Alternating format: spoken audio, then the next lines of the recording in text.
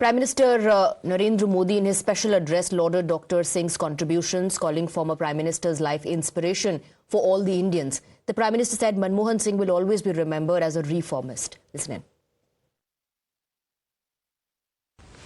पूर्व प्रधानमंत्री डॉक्टर मनमोहन सिंह जी के निधन ने हम सभी के हृदय को गहरी पीड़ा पहुंचाई है। उनका जाना एक राष्ट्र के रूप में भी हमारे लिए बहुत बड़ी क्षति है।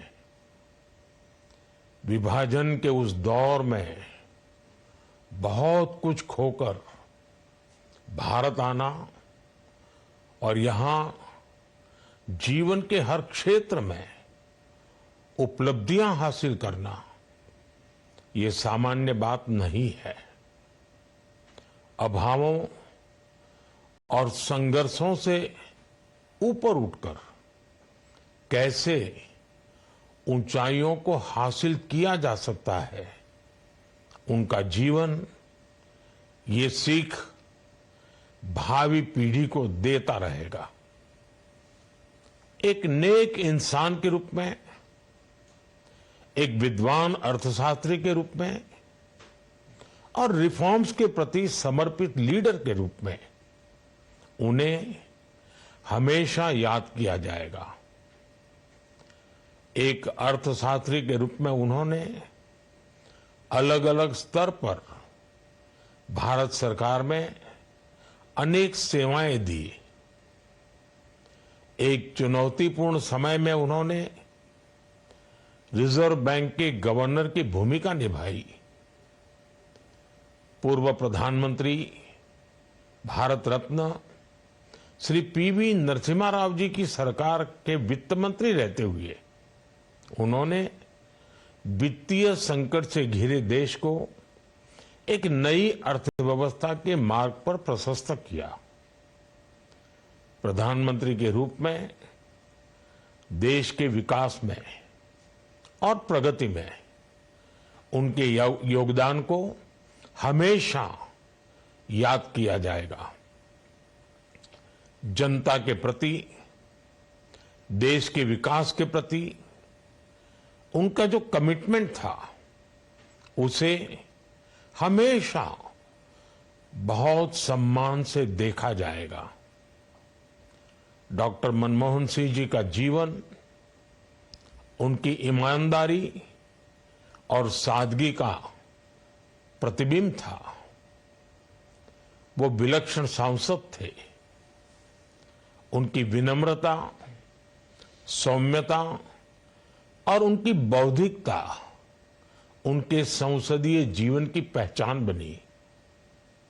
मुझे याद है कि इस साल की शुरुआत में जब राज्यसभा में उनका कार्यकाल समाप्त हुआ, तब मैंने कहा था कि सांसद के रूप में डॉक्टर साहब की निष्ठा सभी के लिए प्रेरणा जैसी है। सत्र के समय अहम मौकों पर वो व्हीलचेयर पर बैठकर आते थे, अपना संसदीय दायित्व निभाते थे।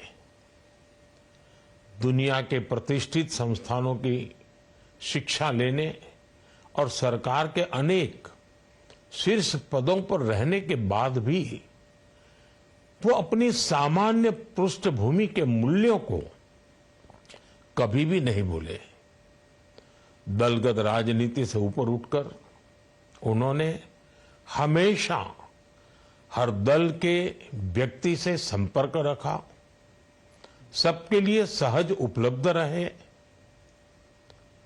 जब मैं मुख्यमंत्री था तब डॉक्टर मनमोहन सिंह जी के साथ राष्ट्रीय और अंतर्राष्ट्रीय अनेक विषयों पर उनसे खुले मन से चर्चाएं होती थी। यहां दिल्ली आने के बाद भी मेरी उनसे समय समय पर बात होती थी, मुलाकात होती थी। मुझे उनसे हुई मुलाकातें, देश को लेकर हुई चर्चाएं हमेशा याद रहेगी। अभी जब उनका जन्मदिन था तब भी मैंने उनसे बात की थी। आज इस कठिन घड़ी में मैं उनके परिवार के प्रति अपनी संवेदनाएं व्यक्त करता हूं। मैं डॉक्टर मनमोहन सिंह जी को सभी देशवासियों की तरफ से श्रद्धांजलि अर्पित करता हूं।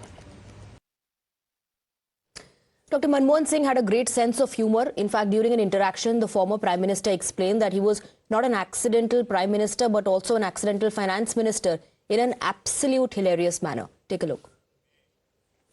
Narasimha Rao ji said, no, you go and get dressed up and come for the swearing-in ceremony. So that's how I became the Finance Minister. People say I was accidental Prime Minister. I was also accidental Finance Minister. I went to the office as usual. Narasimha Rao ji was searching for me and he traced me to the UGC and he said, where are you? I said, I am in the UGC. He said, hasn't Dr. Alexander mentioned to you what we have for you? I said, I didn't take him very seriously. And Narasimha Rao ji said, no, you go and get dressed up and come for the swearing-in ceremony. So that's how I became the Finance Minister.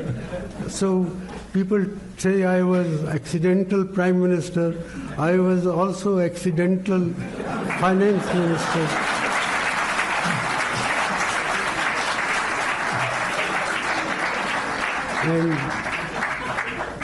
And Narasimha Rao ji called me and I met him.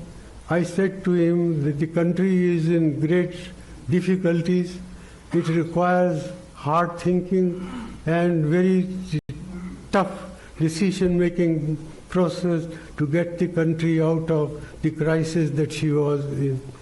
Narasimha Rao ji said, I don't understand all this, but we will give you a free hand with the understanding that if the things go well, we will all take credit. But if the things go wrong, well, you will be the scapegoat. I said, I accept that, but you will have to back me. And Narasimha Rao ji did back me on every stage.